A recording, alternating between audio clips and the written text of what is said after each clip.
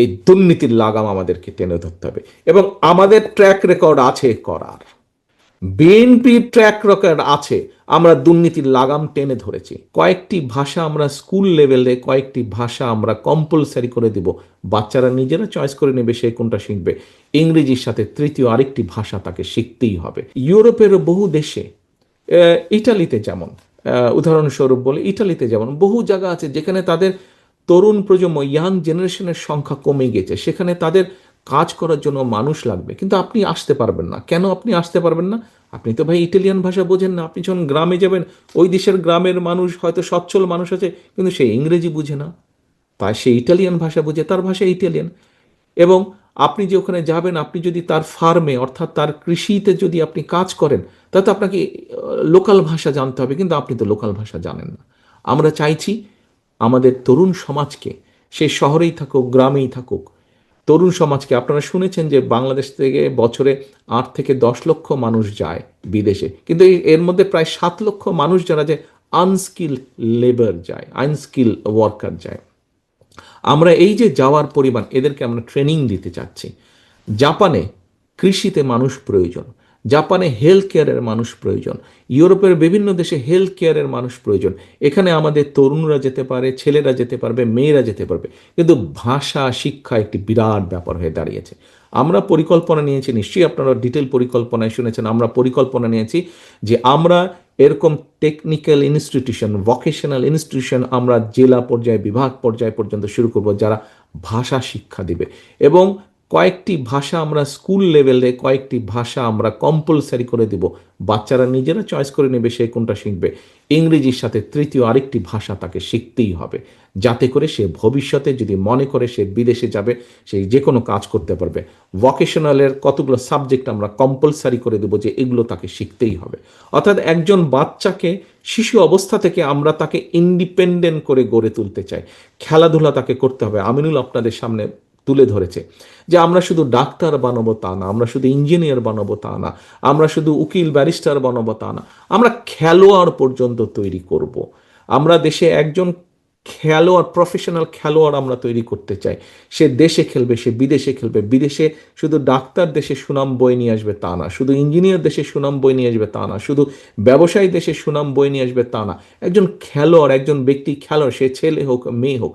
আপনারা দেখেছেন মেয়েরা কি সুন্দর এশিয়ান ফুটবলে তারা দেশের জন্য সম্মান বয়ে নিয়ে এসেছে। আপনারা দেখেছেন ক্রিকেটে কিভাবে বিশ্ব দরবারে বাংলাদেশের ইয়াং ছেলেরা, ইয়াং ক্রিকেটাররা কিভাবে সম্মান বয়ে নিয়ে এসেছে। আমরা অন্যগুলোতেও চেষ্টা করতে পারি, যেগুলোতে আমাদের পক্ষে সম্ভব আমরা সেগুলোতে চেষ্টা করবো। আমরা প্রফেশনাল খেলোয়াড় গড়ে তুলব, তারা বিদেশে খেলবে। একটি সময় পরে যখন তারা খেলতে পারবে না, স্বাভাবিক, খেলোয়াড়রা বেশি দিন খেলতে পারে না। নায়াসিনামাইড ও স্যালিসাইলিক সমৃদ্ধ লিলি ফেস ওয়াশ, যা ফেসের ডেড স্কিন সেল দূর করে দেয় দ্বিগুণ ফাস্টার ব্রাইটেনিং। কারণ শারীরিক একটি বিষয় থাকে, তখন তারা দেশের বা বিদেশের বিভিন্ন ইনস্টিটিউশনে কোচ হিসাবে বা প্রশিক্ষক হিসেবে তারা তখন দায়িত্ব পালন করতে পারবে। অর্থাৎ প্রত্যেকটি জেনারেশনকে, প্রত্যেকটি ভবিষ্যৎকে আমরা সেভাবে গড়ে তুলতে চাই। প্রিয় সহকর্মীবৃন্দ, আপনারা কম বেশি আলোচনার সময় 8 ঘন্টার মধ্যে, পুরো 8 ঘন্টার কথাকে আমার হাফ অ্যান আওয়ারের মধ্যে নিয়ে আসতে হচ্ছে, তো সেই জন্য আমি সংক্ষেপে বলছি। সহকর্মীবৃন্দ, এই কাজগুলো যদি আমাদেরকে করতে হয়, আবার ঘুরে ওখানে চলে যাচ্ছে। আজকে যে আন্তর্জাতিক দুর্নীতি বিরোধী দিবস, এই দুর্নীতির লাগাম আমাদেরকে টেনে ধরতে হবে। এবং আমাদের ট্র্যাক রেকর্ড আছে করার, বিএনপির ট্র্যাক রেকর্ড আছে, আমরা দুর্নীতির লাগাম টেনে ধরেছি। একটি কথা বলতে ভুলে গিয়েছে আপনাদের, বিএনপি দেশনেত্রী খালেদা জিয়ার সময় যখন এই কাজটি করা হলো, তখন কিন্তু এক সময় গিয়ে দুর্নীতি কমিশন একটি করা হয়েছিল।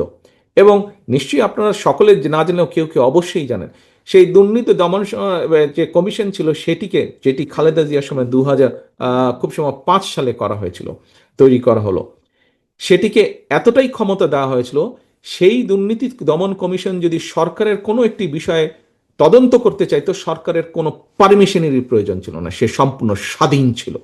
খালেদা জিয়া কতটা আত্মবিশ্বাসী ছিলেন, কতটা দৃঢ় শপথ ছিল তার দুর্নীতিকে দমন করার জন্য, যে উনি ওই কমিশনকে সম্পূর্ণভাবে স্বাধীন করে দিয়েছিলেন। ইনশাল্লাহ একই জিনিস আমরা আবার তৈরি করব। এই নিয়মটি গত স্বৈরাচার এই নিয়মটি পাল্টে দিয়েছিল, যে সরকারের কোনো কিছু দুর্নীতি তদন্ত করতে হলে সরকারের পারমিশন লাগবে। এটিকে আমরা দরকার হলে, যদি দেশের স্বার্থে প্রয়োজন হয়, এটিকে আমরা আবার চেঞ্জ করে দিব। প্রিয় সহকর্মীবৃন্দ, আসুন দুর্নীতির লাগাম টেনে ধরা, দেশকে খাদ্যে স্বয়ংসম্পূর্ণ করা, দেশকে দিকে শিল্প উন্নত করা, দেশের মানুষকে বিদেশে কর্মসংস্থানের ব্যবস্থা করা, দেশের নারীদের শিক্ষার ব্যবস্থা করা, প্রত্যেকটি এইভাবে যদি দেশের খাদ্য উৎপাদন দ্বিগুণ করা, যেটিই বলুন না কেন, প্রত্যেকটি কাজ সফলভাবে করার ট্র্যাক রেকর্ড একমাত্র বিএনপির আছে অতীতে, এবং প্রত্যেকটি কাজ আবার শুরু করার এবং কিভাবে আমরা করব তারও পরিকল্পনা একমাত্র বিএনপি আপনাদের সামনে উপস্থাপন করেছে, এবং আপনাদের মাধ্যমে এই পরিকল্পনাগুলো বিএনপি প্রত্যেকটি গ্রামে গ্রামে ঘরে ঘরে ছড়িয়ে দিতে চায়। প্রিয় সহকর্মীবৃন্দ, এই ছড়িয়ে দেওয়ার কাজটা কি আপনারা মনে করেন আপনারা পারবেন করতে? আপনাদের কি সেই আত্মবিশ্বাস আছে? আপনাদের কি আত্মবিশ্বাস আছে বাংলাদেশের প্রত্যেকটি গ্রামে ছড়িয়ে দিতে হবে আজ যা আপনারা দেখে গিয়েছেন, যা জেনে গিয়েছেন, যা শিখে গিয়েছেন, যা শুনে গেলেন? পারবেন কি আপনারা? তাহলে আসুন এই কাজটি আমাদের করতে হবে।